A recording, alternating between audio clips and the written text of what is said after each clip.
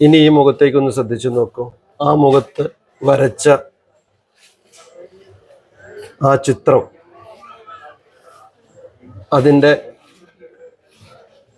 രൂപവും ഭാവവും അത് അലിഖിതമാണ്. അത് ഈശ്വരനിൽ നിന്ന് നേരിട്ട് ലഭ്യമായതാണ്. അത് അവരുടെ ജീനുകളിൽ വരെയുണ്ട്. അടുത്ത തലമുറയ്ക്ക് ആ രീതിയിലും അലിഖിതമായും കൈമാറ്റം ചെയ്യപ്പെട്ടു പോവുകയാണ്. നമ്മൾ പറഞ്ഞ മലയം സമുദായത്തിൽപ്പെട്ട ആൾക്കാരാണ്.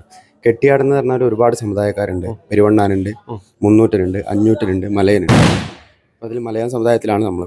നമുക്ക് നേരിട്ട് മഹാവിഷ്ണുവിൽ നിന്നും പരമശിവനിൽ നിന്നും നേരിട്ടാണ് നമുക്ക് അറിവ് ലഭിച്ചത്. അതായത് നമ്മളെ ഈ ചരിത്രങ്ങളും കാര്യങ്ങളൊന്നും എവിടെ എഴുതി വെക്കപ്പെട്ടതല്ല. അതിൻ്റെ ഒരു ചരിത്രം പറയുന്നത് വെച്ചിട്ടുണ്ടെങ്കിൽ അത് മഹാവിഷ്ണുവിൽ നിന്നാണ് ഈ അറിവുകൾ മൊത്തം. പണ്ട് മലയനുണ്ടായ സമയത്ത് മലയൻ